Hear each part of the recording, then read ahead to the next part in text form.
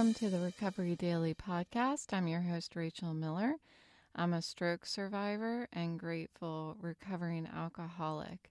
Today, I wanted to talk about something that has kind of come up several times over the past week, and that is when you recognize somebody else around you may be struggling with alcoholism.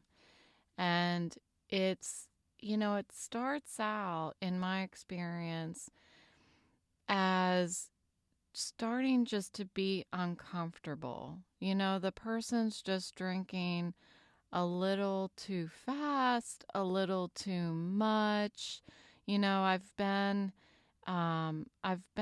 in situations that are supposed to be more of a celebration of a person, like say a graduation or a birthday party, and one of the attendees to the celebration is just more interested in drinking than celebrating the person.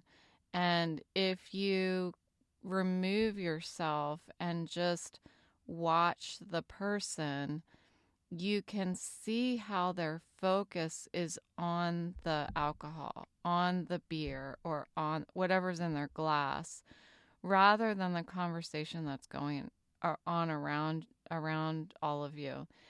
And it becomes like this feeling of worry, of concern, of if somebody else notices it also, you're kind of looking at each other like, it's concerning.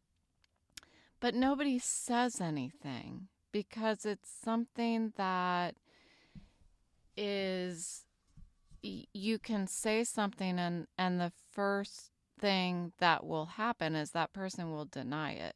You're not going to be received with anything positive if you were to say, I'm concerned about how much you're drinking right now. Or, hey, how about you settle down on your drinking? Like, it's just something that seems like you can't do. I know that when I was drinking, if somebody said something to me about, how about you slow down on the wine drinking, I would have been pissed. I would have been embarrassed. I would have, like, there's nothing, but the last thing I would have been is not willing of actually slowing down. Or what I would do is start trying to hide it, I would end up probably going to the bathroom and ordering a glass and throwing it down in the bathroom or something like that. Like, I'm not going to make a change because somebody else says something to me about how they're concerned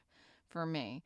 I actually had lots of people telling me that they were concerned about how much I drank. And I think for the most part, I was thinking, I was offended that somebody would think that I was an alcoholic, would give me that name. It was like they were calling me names. That's what it felt like from my perspective. It wasn't, it never crossed my mind that person really cared about my well-being. It was more like, okay, well, I'm not like you. That was my my mindset when I was receiving that kind of criticism, was like, oh, sorry, I can't be like you. So I wanted to talk a little bit about that, about what my experience was, and we'll see what comes out, how you approach that kind of thing. And I'll just share what some of my experience was. So we'll see what comes out of me for this episode. But so alcoholism is a silent battle, a silent internal battle. And it seems to be, I talked about it over the past couple days, very prevalent during the holiday season. There's more drinking around, it seems, in the holiday season. I think that's just because multiple people are getting together, and spirits are something that are usually always there when people gather together. And what is has always been really foreign to me, I just didn't get it, is how somebody could, drink a half of a glass of wine and be like, I've really had enough and I need to drive. Like none of those excuses would have made me have a half of glass of wine, much less just one glass of wine. Once I started drinking, like that was it. And I wasn't going to stop. I remember not wanting to leave places because I wasn't willing to leave until the alcohol was gone. I was going to get as much of it as possible in my system. Um, and so it's been, the presence of alcohol at everything that we do during the holidays is it's normalized.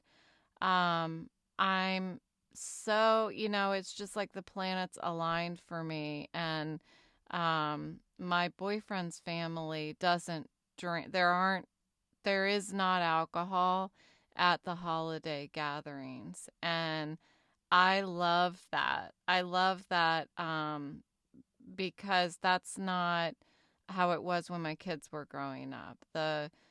Both sides of the family had alcohol, except for my sister's family. There was not alcohol there.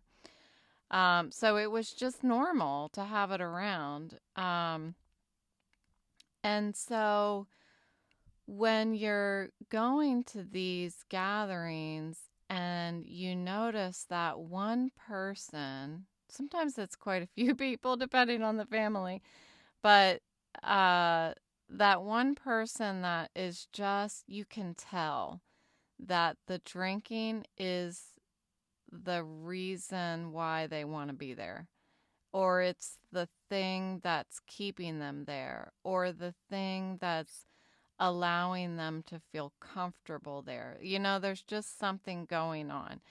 And how do you approach someone, a family member, or not even a family member, maybe a friend, when you suspect that they might be battling with alcohol addiction? And so what I have chosen to do in my life is to break my anonymity, that I'm an alcoholic. And I did, for the longest time, for several years when I first got sober, I didn't really tell anyone because I was ashamed of it. I thought it was something to be ashamed of, that I'm broken, that there's something wrong with me. That's what it felt like. But as I got more comfortable being sober, I started also getting more proud that I was able to live without alcohol, because I didn't think I was ever going to be able to.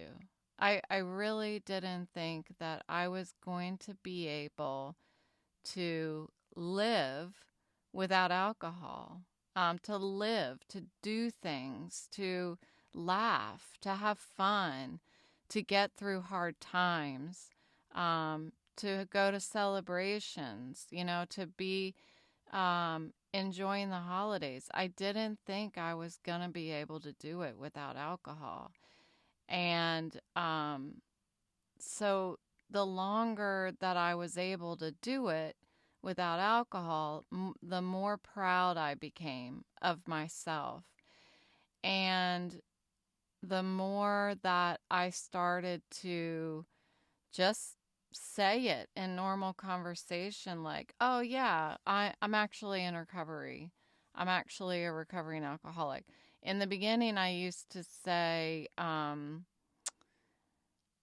guess I used, well, one angle I used to respond with was, I like alcohol a little too much, so I stay away from it. That's what I used to say in the beginning. I never wanted to say that I was allergic to it, even though it is an allergy. Um, I never wanted to say, I never wanted to just plainly say I don't drink, because then I was going to think that people thought that I was a party pooper, that I was not any fun. Um, so I really played around with how I was going to respond to that, because it is difficult in the beginning to try to figure out how to talk about it, because it's not something that people don't talk about a lot. What people do talk a lot about is alcohol. And so when you don't drink, um, it's, I don't know, it's just kind of, uh, I don't know. There's lots of negative words that are coming to mind, but they're a little too strong. Like, uh, shame. I'm like ashamed, I'm embarrassed, you know those are the kinds of words that came to mind. But now I feel like it was a pivotal decision for me, um, when I stopped working 5 months ago, that I was going to 100% just start talking about being in recovery. And the reason why is because I had friends that were dying. And when I had to stop working because of my stroke symptoms, my impairment, my vision, my head hurting and stuff, I realized that it's a gift that I'm even still here, that I have beaten, you know, it's never gone, but I am beating alcoholism so far each day. And that's a gift, because I have friends that are dying from alcoholism and addiction. So I want to do something with that gift. And having been in so much pain 5 months ago when I had to leave work, I didn't know what was happening in my brain. I didn't know if if I had another stroke, or if there was something else happening, because it was so painful to live inside my body for quite some time. And I thought, what the hell? Why am I keeping anything to myself? I'm going to talk about it. I'm going to share my experience, because I know I'm not unique, which I say to all the time. And if anybody can freaking learn from the pain that I'm going through, then I'm going to share about it. And um, during that time, I started thinking about muscle relaxers. I started thinking about, if I had some sort of medication or drug or alcohol that was easily accessible in front of me, I couldn't tell you that I wouldn't have done it, because I was in so much pain and discomfort. So that's when I realized that I'm not going to keep this quiet anymore. I'm going to talk about all of the pain and the shame and the guilt and the difficulty that I deal with on a daily basis, because it has just been exaggerated by the fact that I'm living in this chronic, painful body, you know? Um, so it wasn't easy, I would say, but it was simple for me to just start saying on my podcast, I'm a stroke survivor and a grateful recovering alcoholic. and we were off to the races. So, um, for me, it's about normalizing the conversations around my recovery so that I can support those who may need help. And quite often, the people who need the help either don't even realize that they need help, or they're not going to listen if you turn to them, look at them, and say, "You need help. This is what I'm going to do for you. This is what you need to do in your life in order to make changes." And I know that that didn't work for me, but what did work was listening to other people talk about their experience. And so I wanted this podcast to be an opportunity for somebody to hear stories that they can say, "Oh, I'm not the only one." Or, I have felt that way before.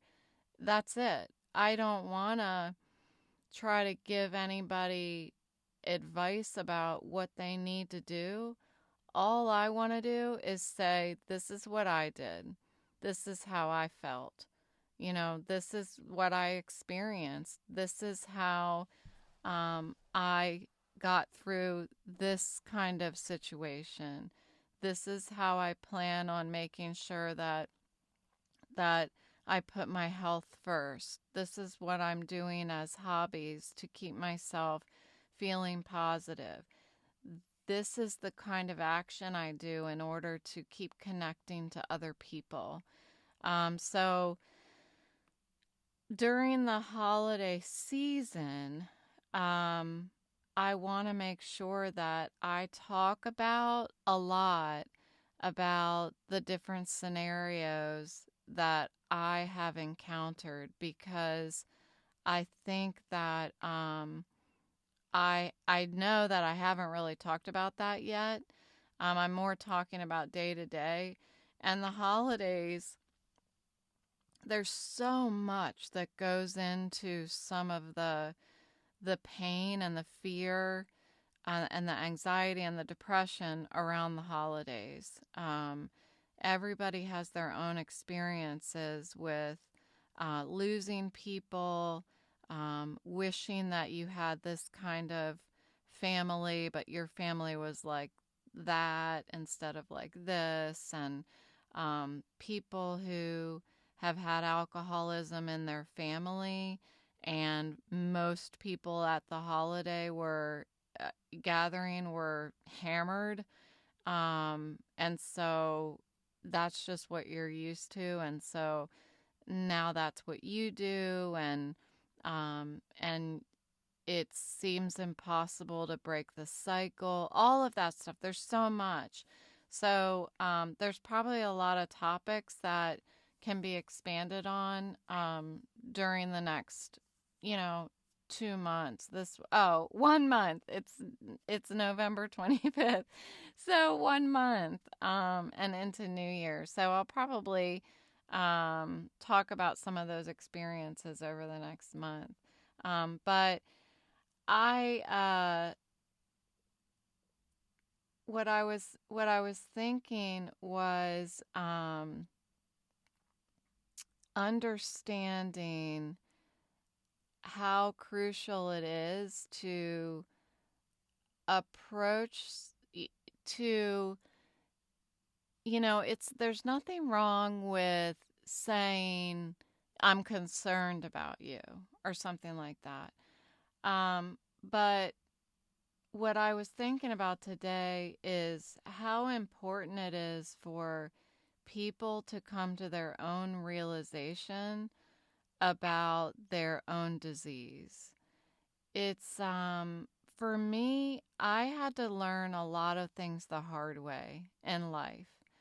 Um, Whether it was not drinking and driving, I had to get caught before I stopped. And thank God I got caught rather than I killed somebody, because that some people that's how they learn. So that would be the hard way.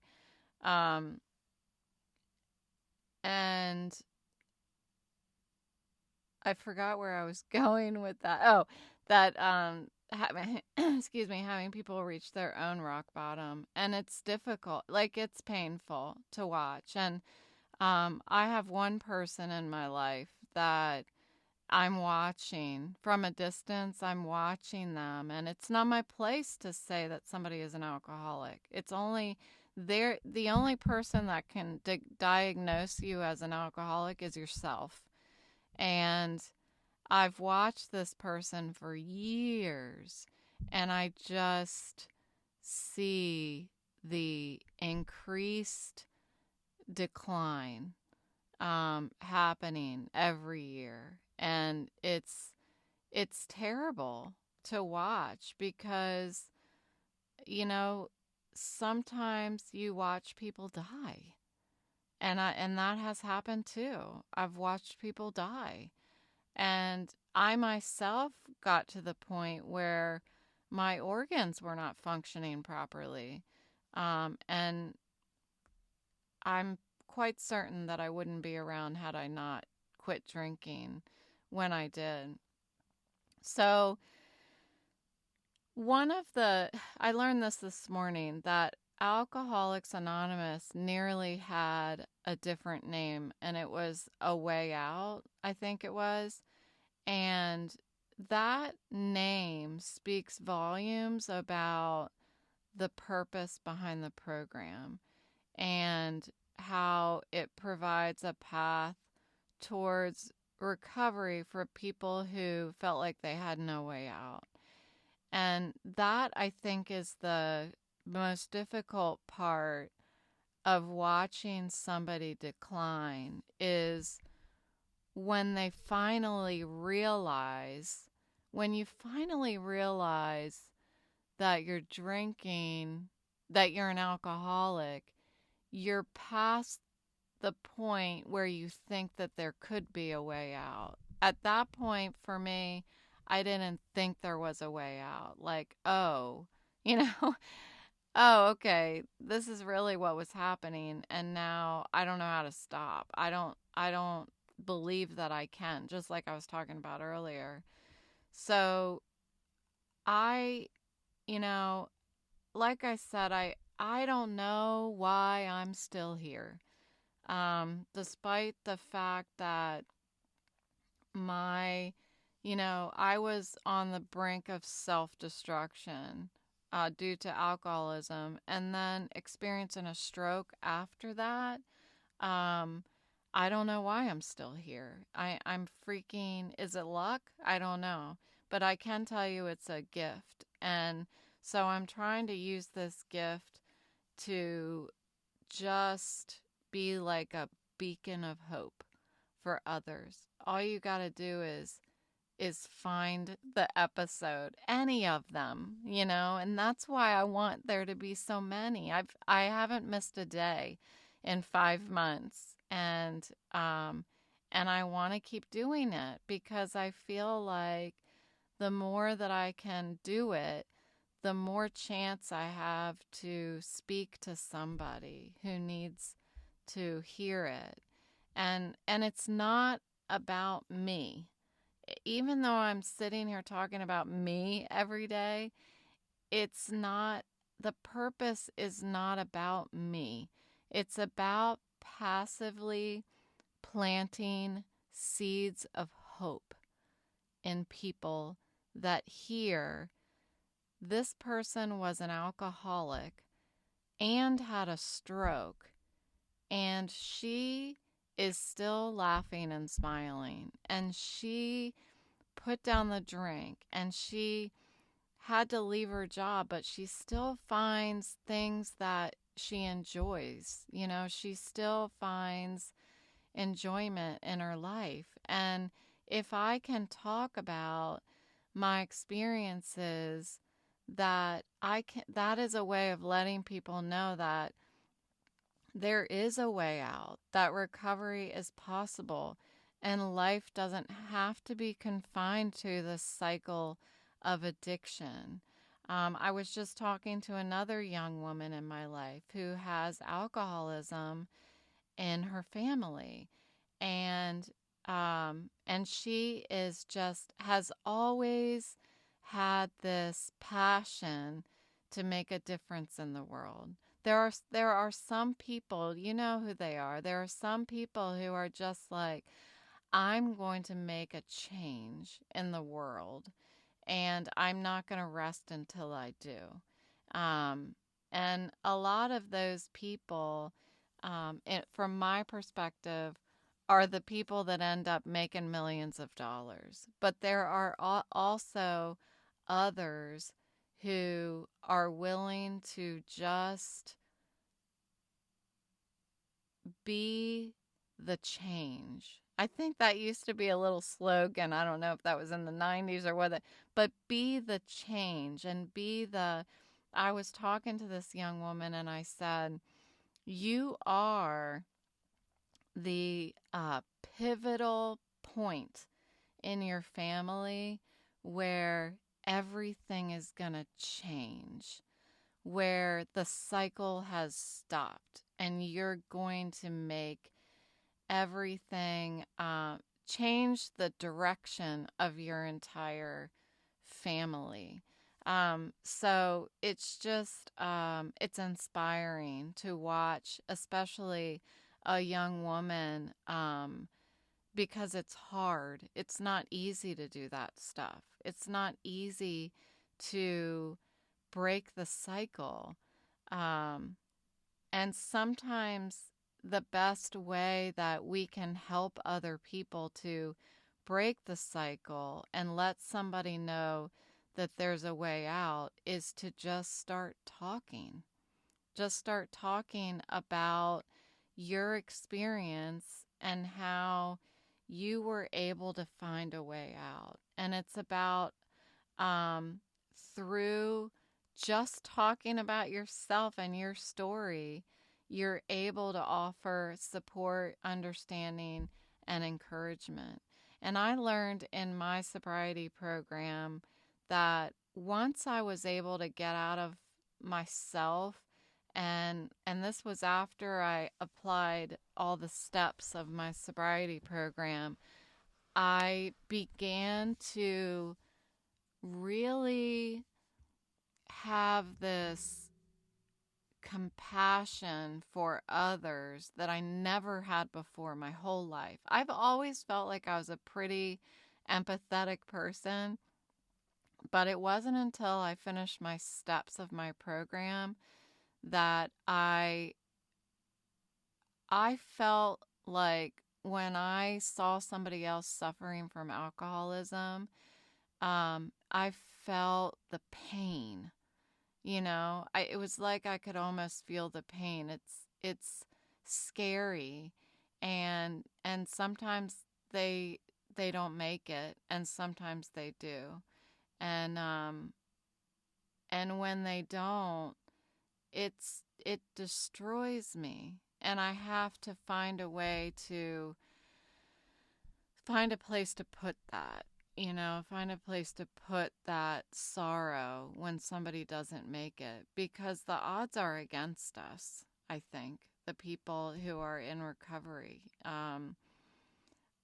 So I think as we navigate the holiday season, I think it's important to be mindful of those around you. And if you see somebody that might be suffering from um, an addiction or alcoholism, I feel like for me the best thing that I can do is share my experience and say, this is what I did, this is what I used to do, this is how I used to feel, and either it's going to resonate or it's not. But I can, by talking about me, be a source of hope and an advocate for change, and provide support if they decide one day that I think I want to talk to her a little more, or I think maybe she talks about these meetings, I think maybe I'd like to go to one or something like that. And that's the best way that I can provide support. So I don't Yeah, I think that's it. I was going to say, I don't know that I really answered the question, how do we help other people? But the, I think I did in my opinion, it's really talking about our own experiences rather than saying you. I tell my daughter this all the time. Rather than saying you want to say I. And that's the best way to show somebody that there is a way out. So, thank you so much for listening, and I will talk to you tomorrow.